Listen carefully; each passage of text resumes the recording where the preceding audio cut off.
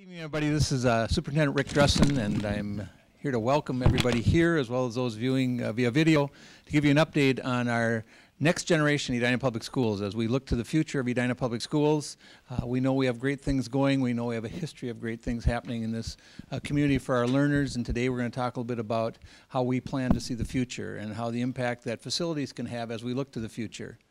Along with me tonight is Director of Communications and Community Engagement, Susan Brott. I also have a variety of other school administrators and school board members who will be joining us. We'll start out with a formal presentation, and then we're going to break down and to have get some feedback from those in the audience tonight, help us with shaping our next steps in this journey. As we look at the conversation tonight, we are taking a look at giving you an overview of our next generation Edina Public Schools. So we really want to talk about how we're planning for the future and how we're making sure the future is really going to make sure our young people who live in not only the 21st century but the 22nd century, how they'll be ready for that learning, that world that they live in. We'll also do some talking a little bit about how our plan for our facilities improvements will align with this vision. We'll then talk very directly about our facility planning. The board just ended their work session that they had starting at 4 o'clock this afternoon. And so we're continuing to shape this facility plan, and this is another important part of the conversation that will help drive this going forward. And then finally, we'll get some input from everybody here tonight. I do just want to pause quickly that we will be handing out some little yellow Post-its. So in addition to the SWOT analysis at the end that we'll do, if there's any kind of questions that you have burning that you think of as we're going through this, feel free to write them down on a Post-it. I have some colleagues that will kind of collect them and we'll put them in the parking lot and make sure they get addressed throughout the evening. Thank you. Edina Public Schools, we're over 150 years of commitment to our young people. It started many, many years ago, and throughout that way there has been points and times in our community where I think we've really done this casting forward, where we really have done that bump and great things have happened for our young people. And there are key points, if you go back in the history of Edina Public Schools, that will recognize that. And probably one was right after World War II, when our school district community said we're no longer going to be a K-8 school district, but we're going to be a K-12. Prior to that, if you were living in Edina, your high school options was either to go to a Minneapolis school district, go to Blake, go to St. Louis Park, so those options. But this community said, you know what, we're going to build a high school.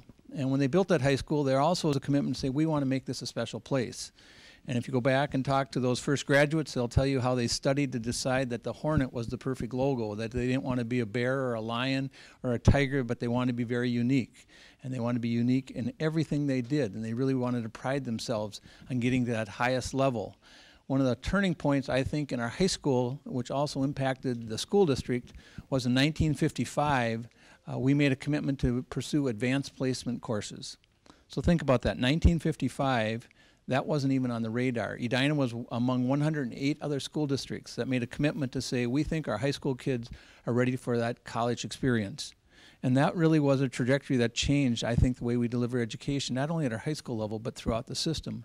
And there are different points in time where we moved early into early education, back in the late 70s, early 80s with community education, in the early 1990s when technology was just starting to launch and there was no way of funding it. Edina formed an education foundation so that we'd get technology into the classrooms. And throughout the times, we've done different things to make sure that our young people are getting quality education, that we are working together as a community to make great things happen. We're going to continue that because we have a mission that drives that. That mission has been 47 words. It hasn't changed since 1987. It really is about all of us working for all learners. That's really what everything we do is. There's a sense that this community really does believe in the learners and really wants the best for all learners. With that in mind, we've created a vision that was passed by a task force back in spring of 2011 to take a look at where do we want to go next. And this next plan was a bold plan that said, you know, we don't only want to have a national presence, we want to have an international presence. So there's a commitment to say that we know that the learners who are in our system today are going to work in a very different world than we are working in. And as we project to the future, we knew that we had to have an international presence.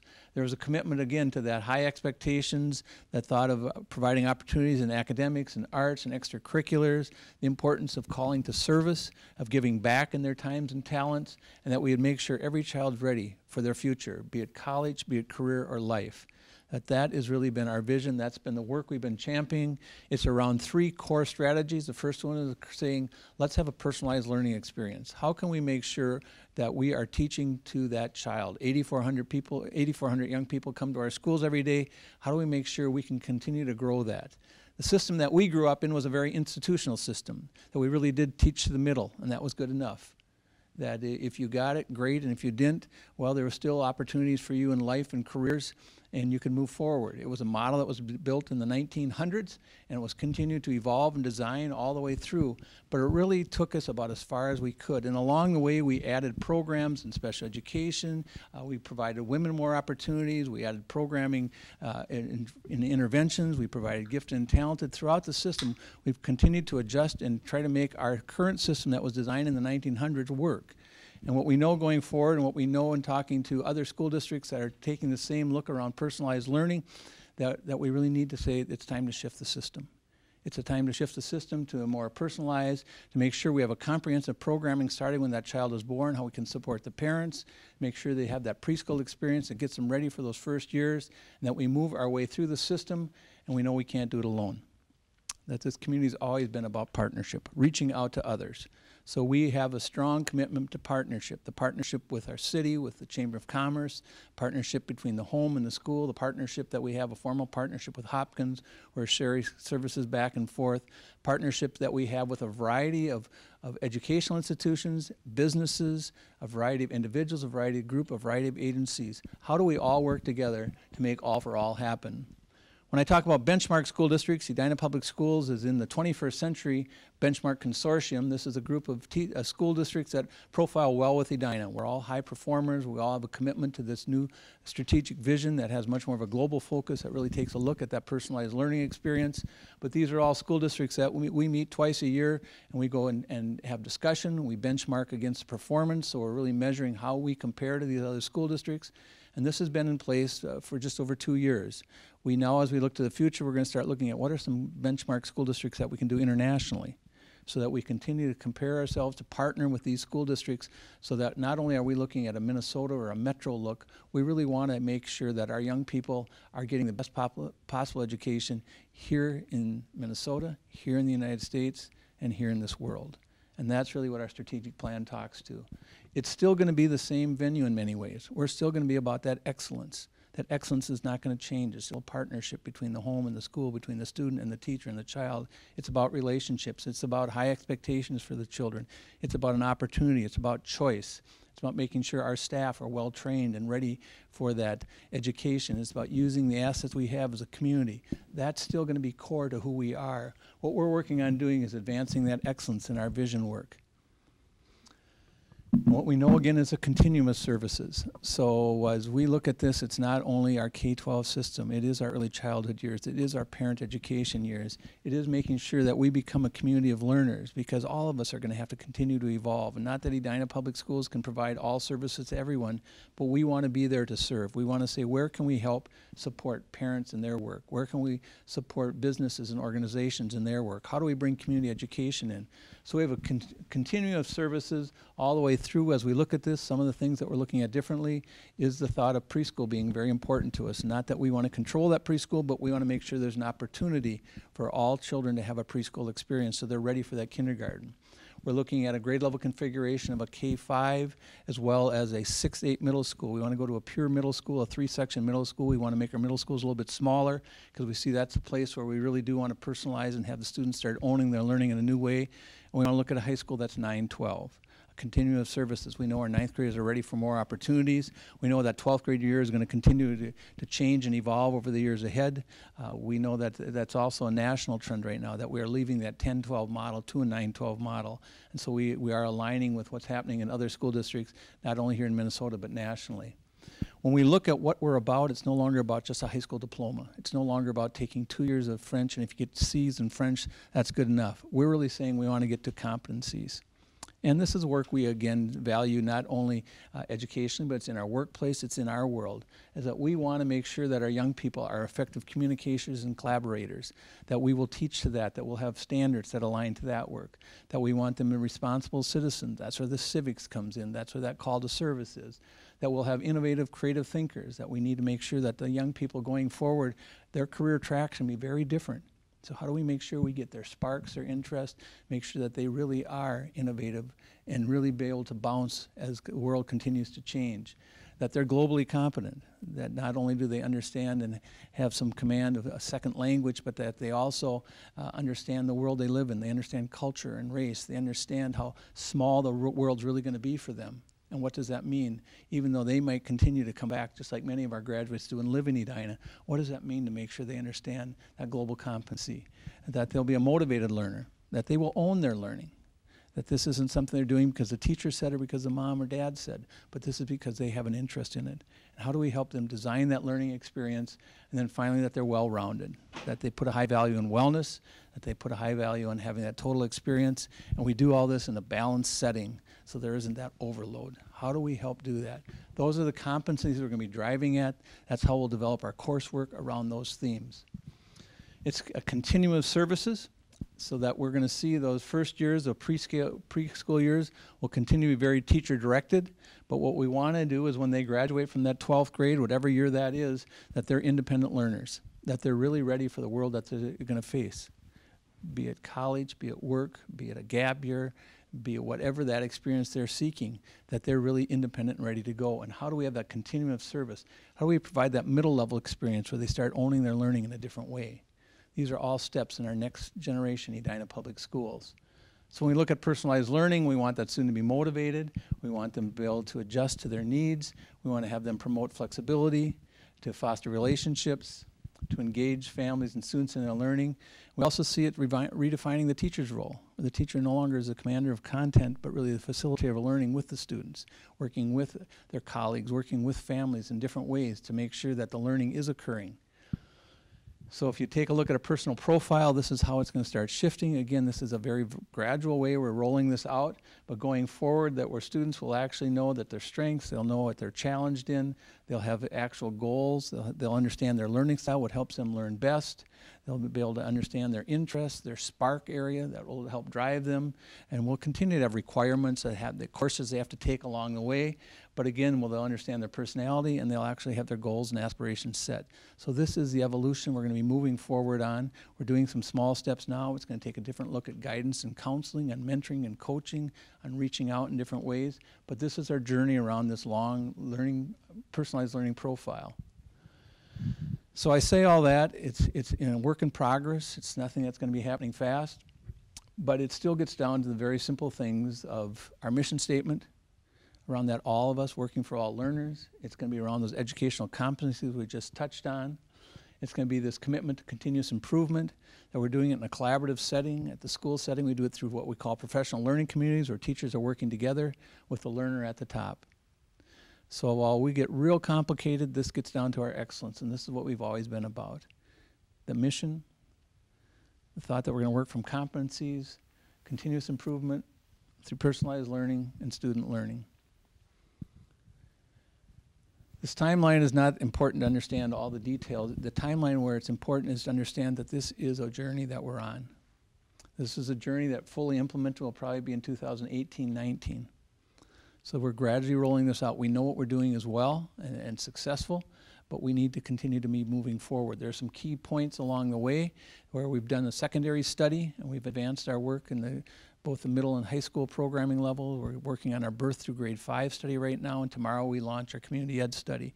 So we're gradually marching this out. We're piloting it to make sure that whatever we do is successful. We're going to continue to evolve, find out what the newest research is. We're working with families, working with teachers. It's a lot of tooling, retooling that we need to do to make sure we're successful in moving this effort forward. But you can see it's a different way of learning. It's a different time of opportunity. Our shift is around learning as a constant. Again, the old model was that teaching was the constant, and that time was a constant, and that talent, the teachers had their training and then they delivered on their content. That funds was pretty much a given, that you'd always see a 3% increase in funding from the state funding formula, and that space was always a classroom. What we now see going forward is that learning is the constant, but we need to do the multiplying around time. How do we use time differently? How do we use talent differently? How do we use our funds differently, and how do we use our space, our facilities differently? That will get us our capacity growth. So in the area of time, we are looking at time differently.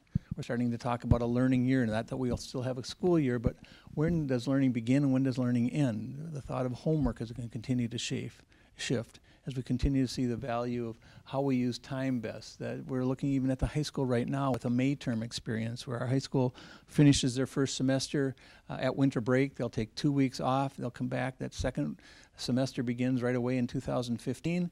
And then they'll conclude their second semester with AP testing and our standardized testing. Then they have a May term, which is looking at their spark, their interest, internships, opportunities for new types of learning. Again, this is just an example of how we're starting to look at time differently. When we look at talent differently, we know that this is going to take retooling on all of our teachers. Many of us, including the superintendent, was trained in a very different time. So how do we make sure the training is up to readiness for our teachers so that they can deliver on this type of approach that really does personalize instruction, that really does take a look at those competencies that we talked about. And then how do we continue to do that with some key areas of training that all teachers need to make sure that they're successful in. When we look at space, and this is what we're here to talk about tonight, we're talking about how space needs to shift and how the opportunities that space and time can really help us promote this new type of learning, this new experience for learning, so our young people will truly be ready for the world that they're going to live in, the world that we're going to need them to be successful in, the world that we want them to continue to be successful in. It is the Edina tradition that we're very excited about. So with that in mind, I'm going to ask Susan Brott to step in and talk a little bit about our facility plan and then move us forward in our journey. Thank you, Susan. So again, thank you for coming tonight, and I'm going to be talking about this because it's been what I've been spending a lot of time on these last several months, but I do want to give you a little bit of history. Like as Rick said, we've been doing a lot of strategic planning for a while, but we've also been looking at our facilities for a while. If you recall that our last bond referendum was 2003, and prior to that, it was about 10 years before that. So we kind of go out every 10 years and say, okay, we need to refresh our buildings. The average age of our buildings is over 40 years old, as you know if you've been in any of them. So we're trying to advance those a little bit. So starting in 2010 and 2011, we started looking at facilities, both outdoor facilities and indoor facilities. In 2012, we started having some conversations with a small facilities advisory council that took us through a year and helped identify some standards that we might have with some of our facilities. And then this fall, we did launch, as you might have heard, a facilities advisory task force, which was a 24-member task force that represented a cross-section of the community. We had students, we had recent grads, we had teachers, we had community members, we had parents, we had experts in construction, we had a variety of people all representing the community. And we spent a nice 6 weeks, compact 6 weeks together in August and September and talked a lot about what kinds of opportunities there might be. And so when they presented their final recommendations in early October, the administration and the board have been using that ever since to continue the conversation and sort of get us to this point today. And we'll be bringing a formal recommendation to the board next week, so we really want to gather your input as well with the board, hopefully voting on a final proposal, and we'll kind of talk a little bit about timeline, all with the expected potential date of a referendum in sometime early May 2015. So how do we design spaces for the next generation? So a little bit about what does that mean. So as you know, right now we have what we call a cells and bells model. So you walk down the hallway and there's a classroom, and on either side, we walk down the hallway and there's classrooms on either side, and when the bell rings, everybody goes into the classroom, and then when the bell rings, everybody comes out and goes down the hallway and goes to their next class. And it's pretty much designed for one kind of learning, which is listening and lecture. So what we're trying to do is create a variety of different kinds of learning beyond that. So as you can see, kind of the traditional was kind of built more for a factory style, right? So what was school built for in the early part, in the mid part of the 20th century? It was built to produce workers for the workforce. And it really was about, not everybody was expected to go to college. Not everybody was expected to have knowledge worker sort of experiences that we talk about today. So the traditional style of the facilities was you had these separate rooms. You had different teachers in each room. There wasn't a lot of collaboration. You had furniture that was literally rows and desks, and y'all kind of faced the front. As Rick will often talk about, he was the first class in a while ago, who in his classroom up in Browerville, Minnesota, that actually the desks were not nailed to the floor. So if you think about it, since then, there haven't been a lot of innovations in furniture in classrooms. But if you've been in a few of our classrooms here in the district where we've had some grants, we've been able to kind of look at different styles of learning. And if you have children at home, you know that they probably don't always sit at a desk when they're reading or they're studying, right? So we want to create different spaces where they can learn best. So the kinds of spaces that we're talking about, we talk about next generation learning spaces, we talk about flexible, adaptable, a variety of different learning spaces within a certain classroom or a learning studio, something that really motivates that personalized learning. It meets the needs of today's students as well as maybe the future students. It's multidimensional, and most importantly, it needs to be adaptable, and we need a variety of spaces because we know not everybody learns the same, not everybody teaches the same. We want to provide spaces that adapt to that. So in general, we have 4 primary spaces. We have some direct instruction, which is what a lot of us are most used to. So you have a teacher or some other expert usually delivering the content in a classroom kind of setting. There's still going to be a need for that. We're not saying that we're getting away from that. What we're trying to say is that not everything needs to be that, which is kind of how it looks right now. We know that we're going to need some individual learning spaces, spaces where kids can go, where learners can go and reflect on what they're learning, maybe spend some time on their own learning, maybe doing some online stuff. It doesn't have to be technology, but just giving that individual space time to work on what they're supposed to be focusing on and what they hope to be learning. We know that we need some small group collaborative spaces, spaces where learners 3, 5 maybe can get together. And when we talk about learners, we're obviously talking about teachers as well. We know that teachers need to have spaces where they can collaborate together as well. And then we also know that there's a need for large group spaces, some space where they can demonstrate their learning. So whether that's on a stage in a music performance, if it's on a court in an athletic performance, if it's in front of a big, large group when we're talking about a robotics performance, whatever that performance is, we're demonstrating and we're showing you what we've learned. So we want to create a variety of those kinds of spaces. So what we've done is we've put together a proposal that really looks at enhanced next generation learning spaces. So a variety of spaces that align with our strategic study. As you said, we've got a birth to grade 5 study that we're in the 2nd year of. So we're looking at how do we find spaces for early childhood in our elementary program. We have some secondary spaces which we're looking at how do we align those, and we'll talk a little bit more detail. And with that secondary space, we also know that we need to have some sort of multi-purpose space for learning and activities. So a lot of what we're talking about, because we can't go out and just build new schools, we don't have the space in Edina, we're pretty much landlocked. And so if you look at this is kind of a traditional what we have right now, maybe not the trash cans in the hallway, but we basically have hallways with classrooms on either side. And what we can see is that in some places, in some schools, and this is a school I want to say it's in Ohio, I don't know, somewhere back east, where they've taken the same hallway, if you see it's the same perspective, but we've opened it up and we've tried to create some learning studios out of that. Similarly, here's a high school where you've taken that hallway space. About 20% of our schools right now are hallways, and traditionally hallways were meant for nothing more than just moving people. And what we're saying is that those could be learning spaces as well. Why not capture some of that? So when we talk about our birth to grade 5 spaces, and this is what we'll have you sort of give us some analysis on later, so I'll talk about each of those. But we have some early childhood spaces that best prepare. We know that we need to have those quality spaces. As Rick said, we're not looking to take over the preschools in the community. We're looking to partner with a lot of our preschools. But we also know that not all of our kids are getting that early learning experience. And then we want to make sure that we have equitable learning spaces in all of our elementary schools as well. So at the early childhood, what we're really looking at is how do we reconfigure the first floor of this building to be all about early learning.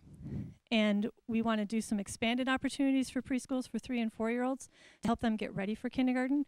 We also know that we might need to do some security enhancements to the first floor to ensure that this is a safe learning environment for those little kiddos. Some of the other programs on the first floor could potentially move upstairs as we talk about some of the elementary options.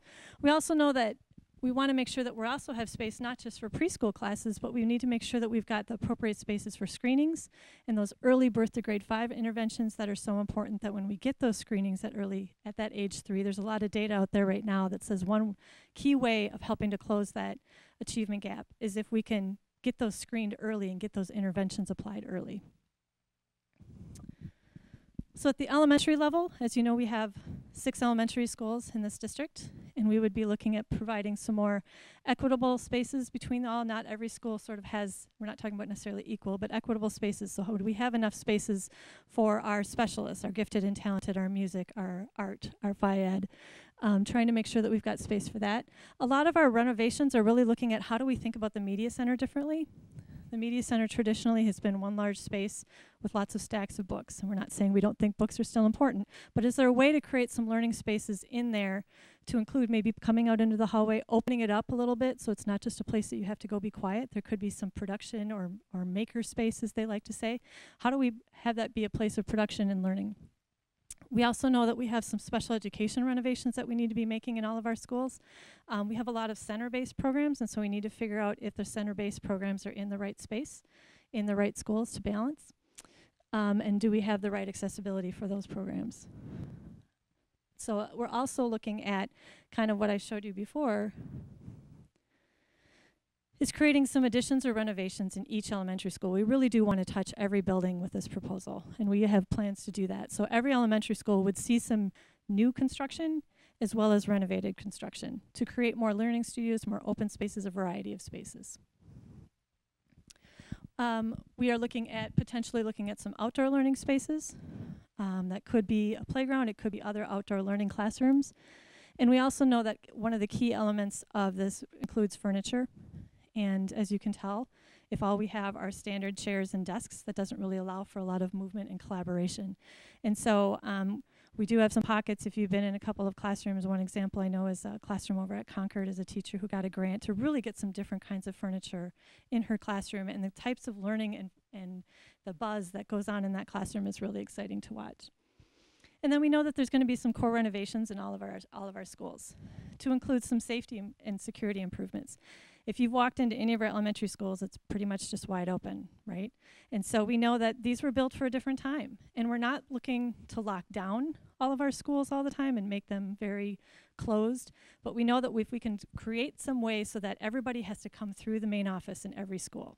And so in some buildings, that's going to be pretty easy. We can just kind of create some some door locks and sort of funnel people. In some, it might mean actually moving the office to another space. For example, if you walk into Countryside right now, it's the office is on the other side and it's access everywhere. So what if we moved it over to where the music rooms are, and that would be the central location. So really trying to increase security in our buildings through a logical place of having people enter and still having it be welcoming and friendly. So if we move to the secondary spaces, we're going to be touching all buildings again. So we took that middle school, high school, and the activity center. At the middle school, it looks like there's a lot less dollar amounts, and the main reason for that is as we move to a 6-8 middle school, it means we're taking the 9th graders out of those physical spaces. We're going to be able to renovate what currently is being used by a lot of 9th grade spaces right now. And renovation is a lot cheaper than new construction, as you can imagine.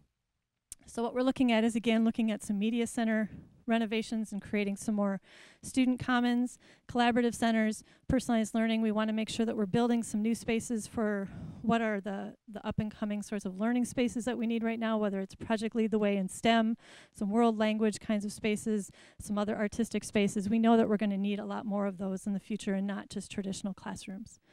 Again, looking at some special education renovations and some flexible furniture. Looking at how to sort of secure those entrances again with a single point of entry.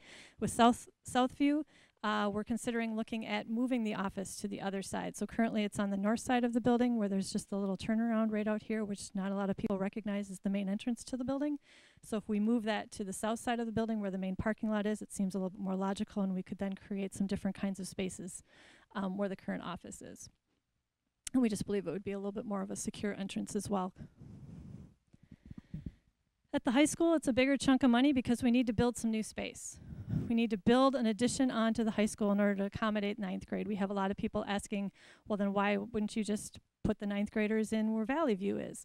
Well, the thing is that we really want to let programming drive that decision and not let our facilities limit us. And we believe that after going through 2 years of the secondary study, having a grade 9 through 12 high school experience where kids have the opportunity to do personalized learning and pathways and not just having them cordoned off in another section of building is going to be a better program opportunity for them. So we are looking at an addition of about 25 to 30 learning stations, not necessarily classrooms again, but different kinds of learning opportunities there.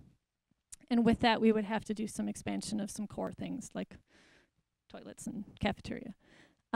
We again want to look at how do we renovate some of those spaces at the high school. So taking where that addition would go would be in the, gotta get it right, northeast corner. All right, good. I have to turn around. So in that northeast corner of where the high school is right now, which kind of attached to where currently our Project Lead the Way and STEM spaces are, so we could expand some of those.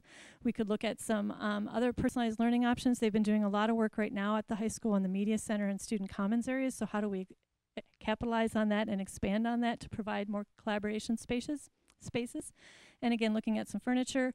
We probably again have to look at some reorganization of the offices right now, so there's a little bit more secure entrance. And understanding that we're going to have some parking needs with some additional staff coming over.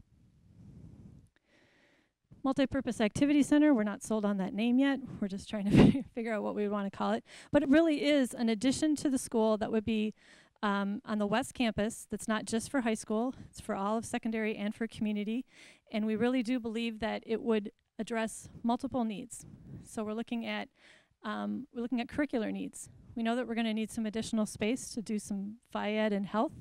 We know that we're going to need some additional space for some other sorts of co-curricular needs, be they activity and athletics, before and after school programs. And what this also will do will help free up some of the spaces that are currently being used by high school programs after school at the middle schools. There's not a lot of large group space at the middle school, availability of large group space at the middle school after school right now. We have kids wanting to do programs, but they don't have that because we have high school programs in those gyms. So this would free up some of that. And we also know that this would be an increase for community space. We are limited in this community with what we have for activity spaces, both athletic and activity, and we want to make sure that we provide that. It literally, I will show you a picture, it literally would be built into the side of the hill on the north side of the building. And so it would help us increase some accessibility concerns that we have trying to get down to those lower fields. So essentially, this is where we would propose putting that multi-purpose activity learning center. Still trying to work out the acronym. But as you can see, here's where the current high school is. The addition that we would be talking about would likely be going here. We need to do a little bit more assessment on that. So we'd be looking to add here, literally go underneath the road, so this road would still stay here, and then we would have a new multi-purpose space there. We just had a very long discussion at a board work session about what exactly how big that space would be, but somewhere around 60 to 70,000 square feet. We'd be looking at spaces for, here we go, either a 3-station gymnasium, and I know that a lot of people only think gymnasium being athletics, but we are looking at really how do we change some of our practices, protocols, and procedures internally to make sure that all activities have access to those spaces. So this is more of a 3-station plus an auxiliary gym and a very large project space, as well as an activities or a fab lab, a fabrication lab, which a lot of STEM projects and other kinds of production spaces could be for makerspace. There would be a elevated walking track, a fitness center, locker rooms, some support spaces, and storage spaces. And the other option, which would cost a little bit more money, obviously, we'd be looking at a 5-station gym. A lot of these would remain the same, and then a larger running track, full-size track inside, I believe, inside that space. So we're still talking through that. We've got some good direction from the board just about an hour ago on that. But we are looking at making sure that those spaces are both for activity spaces, large activities that we know that we have right now, and activities that might be happening in the future. And I'm just going to kind of keep going through this, and then we can answer some questions and get to your analysis of this. And then we also know that we have some infrastructure needs, obviously. So we have some additional safety and security enhancements. So in addition to trying to relocate offices and buildings and make sure that there's a central point of entry, we also know that there's maybe some technologies that we can employ. So if we want to lock down a certain part of the building, some sort of a panic button for someone in the main office to use, some additional cameras, technologies that way. We also have some interest in putting some different athletic fields and spaces. Currently, a lot of our athletic fields are overused to the point that they're not even the most safe anymore. I mean, they're mostly dirt. They're not a lot of grass. So we'd be looking at creating some turf fields that are currently grass fields at both the east and west campuses. And then also looking at those west campus tennis courts. And then we are also looking at some improved access to parking throughout the district and traffic flow concerns. And we're also in conversation, you might have heard over the last several months, that we have a transportation facility up in a location that is being looking at being redeveloped by the city, but we have a transportation facility that doesn't currently house all of our fleet, and trying to make sure that we can have that be the most appropriate space for the future. So trying to have discussions, we're having a lot of discussions with the city on what that could possibly be in the future.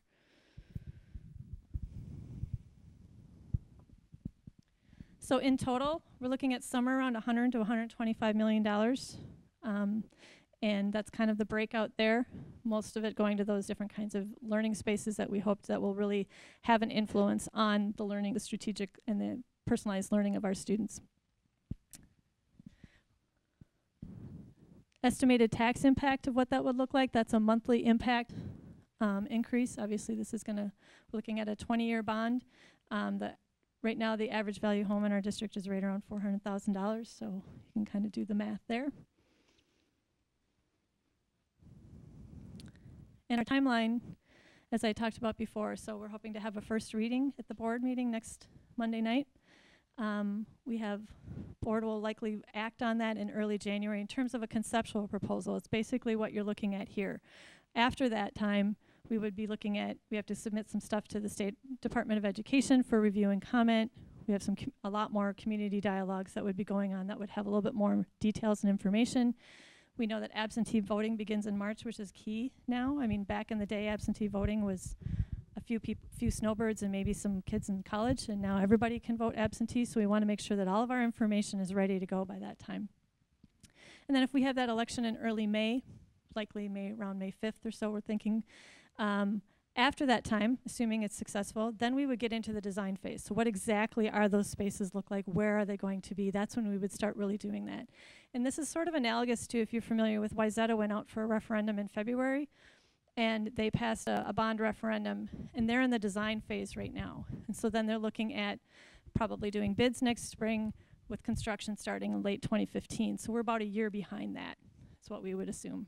If we went out in the 2015, we'd be doing bid design later in 2015, and then potentially starting that construction in the spring and summer of 2016. Probably be about 2 years of construction.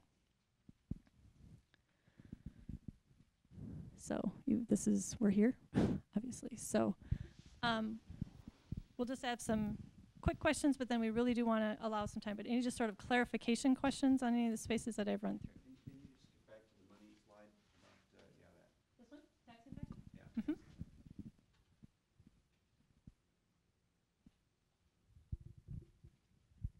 just wanted to be able to look at it a little longer. Okay. Yes. Why May referendum and not, rolling it in November? Sure. So as we look at the timeline, if we wait until November, which we obviously can do, and we've had a lot of discussions about that, that then pushes us back one more year of construction. So then we would be saying, okay, we'd be doing design in 2016, get my years right, and then we wouldn't be looking at probably construction until 2017. So we really felt like this aligns with our strategic work right now and trying to get the programming to work, and so we want the facilities to align with that. This has to affect Numbers in terms of voters? Yes and no. I think absentee ballot might change that now, but yep. I was just wondering, have you made a calculation with this increase in square footage? If you consider the extra, just the annual expenses for the security costs, the heating costs, the maintenance, the cleaning, staffing costs per year after this is built? Sure. What would that add to the budget of the school district? So just to repeat the question for the recording, is that what are the additional expected operating costs with the additional space? And so I want to maybe have Margot Bach, our Director of Business Services, can speak to that. We have run some of those costing numbers as well. So we've taken a look at, first of all, moving 9th grade to the high school has some savings options because the scheduling is different, but then there are increased costs for square footage and custodial and cleaning and utilities. Potentially some transportation costs, and so then depending on the different options, it'd be about $300,000 to $500,000. Pardon me? On a $100 million on a budget. $100 million budget, Which we believe that we could factor into our operating costs and future operating levies. So that was $300,000 to $500,000 annually. Yes, on a $100 million budget. And that's just, that doesn't mean we, there's other areas of the budget on annually where the board takes a look at the whole $100 million budget. So we're just taking a look at those operational costs, just as you posed your question, to say where are the areas of savings and then where are the areas of additional costs. One area we haven't added in there yet, because we are doing the calculations, is on this activity center when we are not using it for our students. There certainly are options, and we do it all the time in all of our buildings, to rent that out for a fee. So we currently are doing some estimates on that, and that would help reduce that number on an annual basis, because our facilities are used all the time. Any other clarification questions? Yeah.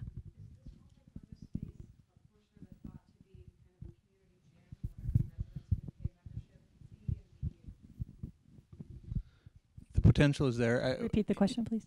I'm sorry, the question is this a possibility for community access? So it could be a fee associated. We'd work with community education programming, so it certainly is a way to generate revenue. We'd want it designed so that we know that the community might want to access it, and how could we do that during the school day or beyond the school day. So it's certainly an option that we'd be pursuing. We know other school districts have done similar types of memberships, but we're early in the discussions on that, but it would be something we'd certainly want to look at.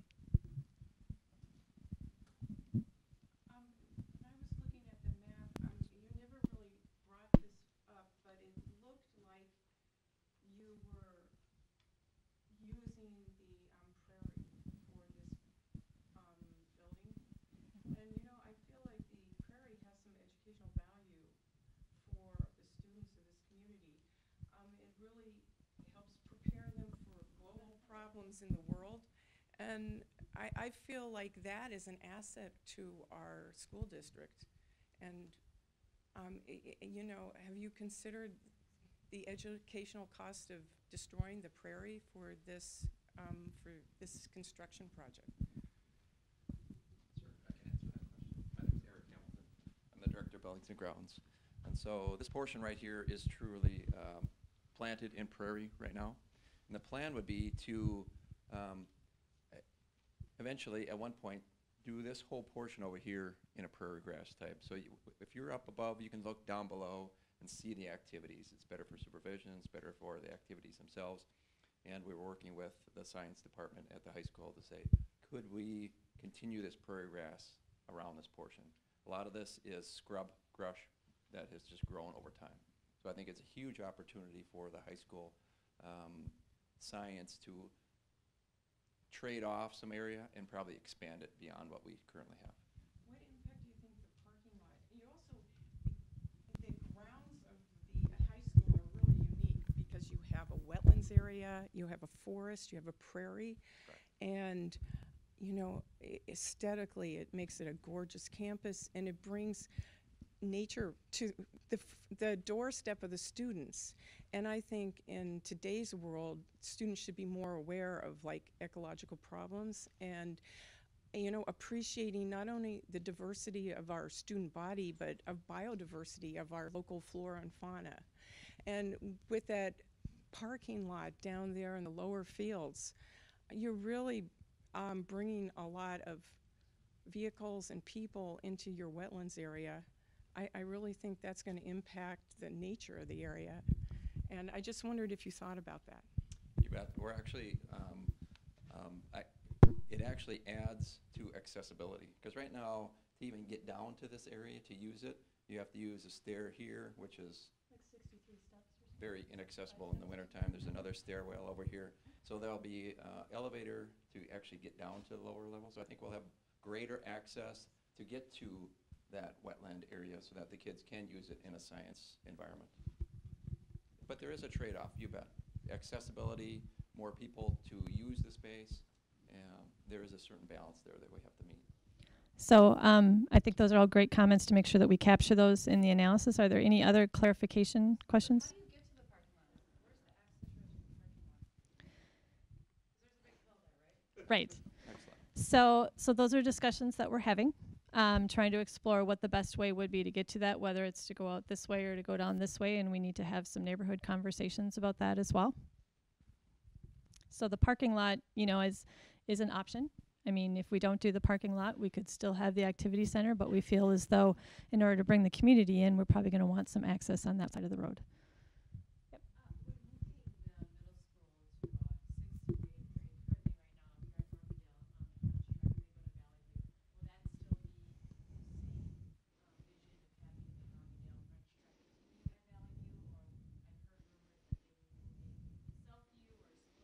We're currently studying all of that when we look at the middle school philosophy. I mean, we haven't decided, sorry, we haven't decided exactly which program is going to be at which school or how that's going to look in the future.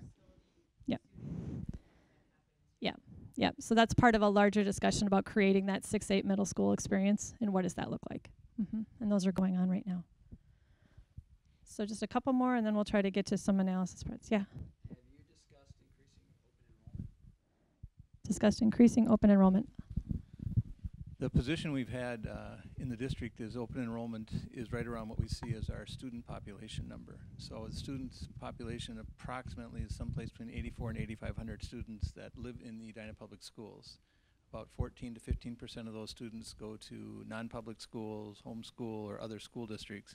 And then we open enrollment about the same number in. So from a governance standpoint, the board has pretty much said that we're going to kind of cap right around that 84, 8,500 students so that if all the students in Edina did attend our schools, we'd have space for them, but we're not going to grow beyond that at this point. Okay, you had a question? Maybe expand or touch on the importance of the 6 to 8 grouping and the 9 to 12 grouping. Question about the grade level configuration. Right now we're moving from an elementary school where it's 500 to 600 and all of a sudden they're into a 4 grade level, a very large environment, very much designed around a junior high model.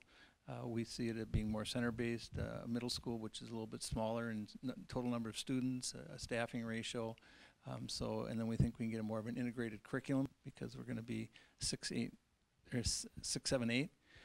We also know that 9th grade right now is where they have an opportunity for more, there is more interest for more academic opportunities as well as being more involved in that high school experience.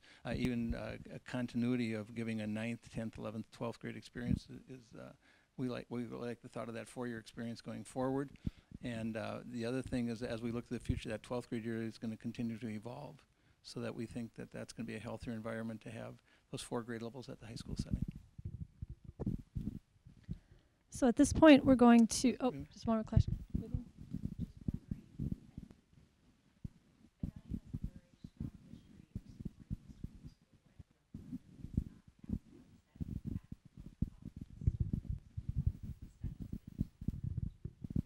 So the question is what happens if it's not successful? I mean, again, the task force brought the recommendation forward to the board. The board listened to it, continued to discuss it. The board's going to bring the best option, what they believe carry out this vision is going to be. Whatever that question is, we'll call the question. If it's unsuccessful, then we'll go back again and probably use a very similar process. We go back to the community, discuss, here's the vision, how do we reach that, and then here's what we learned from a vote, where do we go next? So I think it's this continuous dialogue, this continued partnership going forward. That's how we proceed.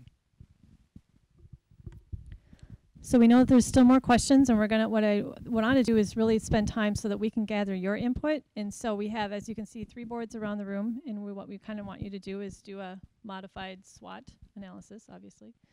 Get to that slide here. Sorry.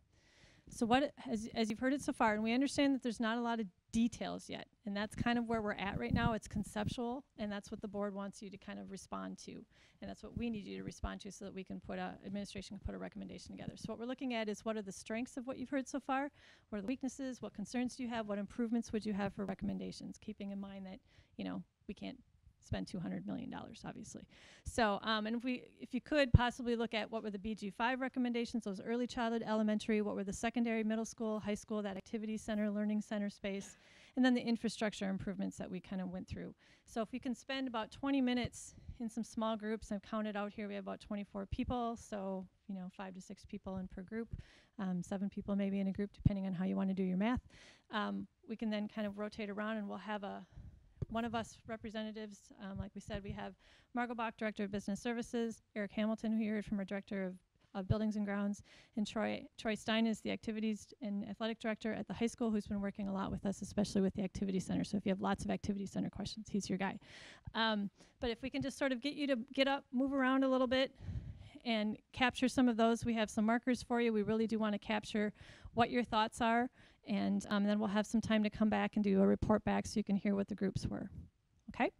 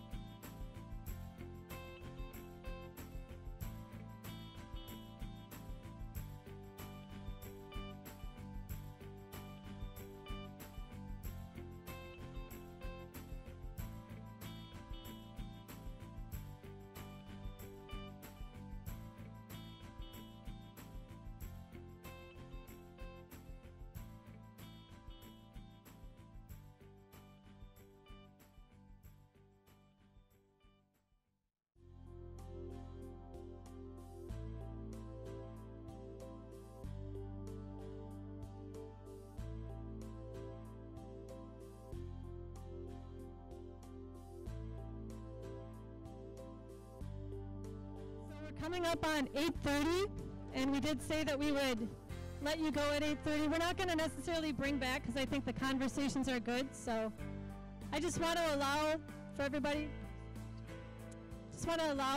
to leave if they want to. We'll stick around and continue to answer some questions.